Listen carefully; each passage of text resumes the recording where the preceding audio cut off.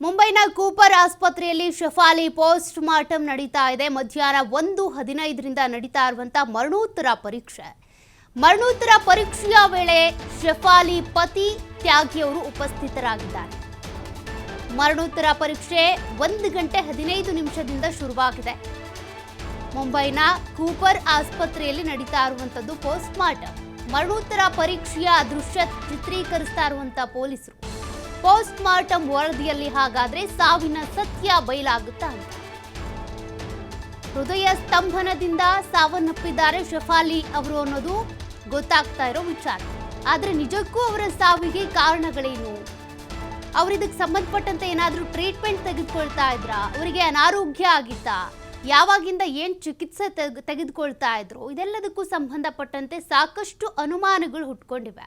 ಹಾಗಾಗಿ ಮರಣೋತ್ತರ ಪರೀಕ್ಷೆಯ ಈ ರಿಪೋರ್ಟ್ ಬಂದ ತಕ್ಷಣ ಗೊತ್ತಾಗುತ್ತೆ ನಿಜಕ್ಕೂ ಶಫಾಲಿ ಅವರ ಸಾವಿಗೆ ಕಾರಣ ಏನು ಅನ್ನೋದು. ಸದ್ಯ ಗೊತ್ತಾಗ್ತಾ ಇರೋದು ಅವರಿಗೆ ಕಾರ್ಡಿಯಾಕ್ ಅರೆಸ್ಟ್ ಆಗಿದೆ, ಹಾಗಾಗಿ ಚಿಕಿತ್ಸೆಗೂ ಕೂಡ ಸಮಯ ಸಿಕ್ಕಿಲ್ಲ, ಅವರು ಸಾವನ್ನಪ್ಪಿದ್ದಾರೆ ಅಂತ. ಬಟ್ ನಿಜಕ್ಕೂ ಕೂಡ ಅದೇ ಕಾರಣನ ಅಥವಾ ಬೇರೆ ಏನಾದರೂ ಕಾರಣಗಳಿತ್ತಾ? ಅವರಿಗೆ ಅನಾರೋಗ್ಯ ಉಂಟಾಗಿತ್ತು ಅಂತ ಕೂಡ ಹೇಳಲಾಗ್ತಾ ಇದೆ. ಬೇರೆ ಬೇರೆ ರೀತಿ ಚಿಕಿತ್ಸೆ ಪಡ್ಕೊಳ್ತಾ ಇದ್ರು ಅಂತ ಕೂಡ ಹೇಳಲಾಗ್ತಾ ಇದೆ. ಇದೆಲ್ಲ ಹೇಳಲಾಗ್ತಾ ಇದೆ. ಹೀಗಿರ್ಬೋದು ಹಾಗಿರ್ಬೋದು ಅನುಮಾನಗಳಿಗೆ ತೆರೆ ಎಳೆಯೋದೇ ಪೋಸ್ಟ್ ಮಾರ್ಟಮ್ ರಿಪೋರ್ಟ್ ಬಂದ ಬಳಿಕ. ಈಗಾಗಲೇ ಪೊಲೀಸರಲ್ಲೇ ಇದ್ದಾರೆ. ಮುಂಬೈನ ಕೂಪರ್ ಆಸ್ಪತ್ರೆಯಲ್ಲಿ ಮರಣೋತ್ತರ ಪರೀಕ್ಷೆ ನಡೀತಾ ಇದೆ. 42 ವರ್ಷದ ಶಫಾಲಿ ಅವರು ಸಾವನ್ನಪ್ಪಿರೋದು. ಕನ್ನಡ ಚಿತ್ರದಲ್ಲೂ ಕೂಡ ಒಂದು ಸ್ಪೆಷಲ್ ಸಾಂಗ್ಗೆ ಸ್ಟೆಪ್ಸ್ ಹಾಕಿದ್ರು. ಅದೇ ರೀತಿಯಾಗಿ ಅವರ ಆಲ್ಬಮ್ ಸಾಂಗ್ ಕೂಡ ಬಹಳ ಸದ್ದು ಮಾಡಿತ್ತು. ಆದರೆ ಅಷ್ಟಾಗಿ ಶೂಟಿಂಗ್ಗಳಲ್ಲಿ ಅಥವಾ ಚಿತ್ರಗಳಲ್ಲಿ ಭಾಗವಹಿಸ್ತಾ ಇರಲಿಲ್ಲ ಶಫಾಲಿ ಅವರು. ಜೂನ್ 20ನೇ ತಾರೀಕು ಇನ್ಸ್ಟಾಗ್ರಾಮ್ನಲ್ಲಿ ಶಫಾಲಿ ಜರಿವಾಲಾ ಕೊನೆ ಪೋಸ್ಟ್ ಅನ್ನ ಹಾಕಿತ್ತು.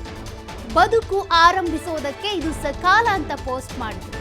ಕಾರ್ಯಕ್ರಮವೊಂದಕ್ಕೆ ರೆಡಿ ಆಗ್ತಿದ್ದಂತ ವಿಡಿಯೋ ಪೋಸ್ಟ್ ಮಾಡಿದ್ರು. ಸಾವಿಗೂ 8 ದಿನಗಳ ಮೊದಲು ಪೋಸ್ಟ್ ಮಾಡಿದ್ದಂತ ಶಫಾಲಿ ಜೂನ್ 20ನೇ ತಾರೀಕು ಒಂದು ಪೋಸ್ಟ್ ಹಾಕೊಂಡಿದ್ರು ಶಫಾಲಿ ಜರಿವಾಲಾ, ಬದುಕು ಆರಂಭಿಸೋದಕ್ಕೆ ಇದು ಸಕಾಲ ಅಂತ. ನೋಡಿ, ಆ ಪೋಸ್ಟ್ ಹಾಕಿದ 8 ದಿನಕ್ಕೆ ಅವರು ಸಾವನ್ನಪ್ಪಿದ್ದಾರೆ. ಒಂದು ಕಾರ್ಯಕ್ರಮಕ್ಕೆ ಅಂತ ರೆಡಿ ಆಗ್ತಾ ಇದ್ದಂತ ವಿಡಿಯೋವನ್ನ ಹಾಕಿ ಬದುಕು ಆರಂಭಿಸಲು ಇದು ಸಕಾಲ ಅಂತೇಳಿ ಅವರು ಬರ್ಕೊಂಡಿದ್ರು. ಆದ್ರೀಗ ನೋಡಿ 8 ದಿನಗಳ ಬಳಿಕ ಅವರು ಸಾವನ್ನಪ್ಪಿದ್ದಾರೆ. ಸಾಕಷ್ಟು ಅನುಮಾನಗಳಿದ್ದಾವೆ. ಬಟ್ ಆ ಅನುಮಾನಗಳೆಲ್ಲವೂ ಕೂಡ ನಿಜಾನ? ಪೋಸ್ಟ್ ಮಾರ್ಟಮ್ ರಿಪೋರ್ಟ್ ಅಲ್ಲಿ ಗೊತ್ತಾಗುತ್ತೆ ಅವರ ಸಾವಿಗೆ ನಿಜವಾದಂತ ಕಾರಣ ಏನು ಅಂತ. ಈಗಾಗಲೇ ಅವರ ಮನೆಯಲ್ಲಿದ್ದಂಥ ಭದ್ರತಾ ಸಿಬ್ಬಂದಿಯವರು ಕೂಡ ಹೇಳಿಕೆ ಕೊಟ್ಟಿದ್ದಾರೆ. ಅವರ ಪತಿಯವರು ಸದ್ಯ ಈಗ ಇವರ ಪೋಸ್ಟ್ ಮಾರ್ಟಮ್ ರಿಪೋರ್ಟ್ ಏನು ನಡೀತಾ ಇದೆ ಅದೇ ಜಾಗದಲ್ಲಿದ್ದಾರೆ. ಪೊಲೀಸರು ಕೂಡ ಇದರ ಚಿತ್ರೀಕರಣ ಮಾಡ್ಕೊಳ್ತಾ ಇದ್ದಾರೆ ಅನ್ನೋದು ಗೊತ್ತಾಗ್ತಾ ಇದೆ. ಬಟ್ ನಿಜಕ್ಕೂ ನಟಿ ಸಾವಿಗೆ ಕಾರಣ ಏನು? ಅಂದರೆ ಯಾರೇ ನಟಿ ನಟ ಅಂತ ಬಂದಾಗ ಅವರ ಹೆಲ್ತ್ ಕಾನ್ಷಿಯಸ್ ಬಗ್ಗೆ ಸಾಕಷ್ಟು ಗಮನ ಹರಿಸ್ತಾರೆ, ಫಿಟ್ನೆಸ್ ಬಗ್ಗೆ ಗಮನ ಹರಿಸ್ತಾರೆ, ಸೌಂದರ್ಯದ ಬಗ್ಗೆ ಗಮನ ಹರಿಸ್ತಾರೆ, ಅದಕ್ಕೆ ಬೇಕಾದಂಥ ಚಿಕಿತ್ಸೆಗಳನ್ನು ಮಾಡಿಕೊಳಿಸ್ತಾ ಇರ್ತಾರೆ. ಹಾಗಿದ್ರೂ ಕೂಡ ಈ ರೀತಿ ಹೃದಯ ಸ್ತಂಭನ ಆಗೋದಕ್ಕೆ ಕಾರಣ ಏನು ಅಂತ ಸಹಜವಾಗಿಯೇ ಪ್ರಶ್ನೆ ಹುಟ್ಕೊಳ್ಳುತ್ತೆ. ಇದು ಒಂದು ಕಡೆ ಆದರೆ ಇತ್ತೀಚೆಗೆ ನೀವು ಹಾಸನದಲ್ಲೂ ಕೂಡ 15 ಸಾವುಗಳಾಗಿರೋದು ಗಮನಿಸ್ತಾ ಇದ್ದೀರಾ. ಒಬ್ಬರಾದ್ಮೇಲೆ ಒಬ್ರು ಸಾವನ್ನಪ್ತಾ ಇದ್ದಾರೆ. ಅದಕ್ಕೆ ವಯಸ್ಸಿನ ಮಿತಿನೇ ಇಲ್ಲ. 15 ವರ್ಷದ ಬಾಲಕಿ ಸಾವನ್ನಪ್ಪುತ್ತಾರೆ, 5 ವರ್ಷದ ಮಗು ಸಾವನ್ನಪ್ಪುತ್ತೆ. ಈ ರೀತಿಯಾಗಿ ಹೃದಯ ಸ್ತಂಭನ ಆಗ್ತಾ ಇರೋದಕ್ಕೆ ಕಾರಣ ಏನು ಅನ್ನೋದು ಇನ್ನೂ ಕೂಡ ಗೊತ್ತಾಗ್ತಾ ಇಲ್ಲ. ಅದಕ್ಕೆ ಸಂಬಂಧಪಟ್ಟಂತೆ ಅಧ್ಯಯನಗಳು ಕೂಡ ನಡೀತಾ ಇವೆ. ಸದ್ಯ ನಟಿ ಶಫಾಲಿ ಜರಿವಾಲಾ ಅವರ ಸಾವಿಗೆ ಕಾರಣ ಏನು ಅಂತ ಸದ್ಯ ಗೊತ್ತಾಗ್ತಿರೋದು ಹೃದಯ ಸ್ತಂಭನ ಆಯಿತು ಅಂತ.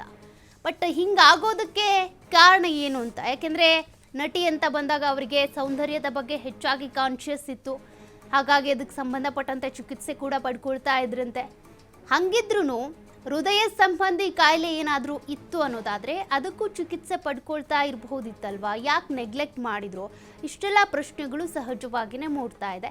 ಪೋಸ್ಟ್ ಮಾರ್ಟಮ್ ರಿಪೋರ್ಟ್ನಲ್ಲಿ ಏನು ಬರಬಹುದು ಅದರತ್ತ ಈಗ ಎಲ್ಲರ ಚಿತ್ತ ನೆಟ್ಟಿದೆ. ನೋಡೋಣ.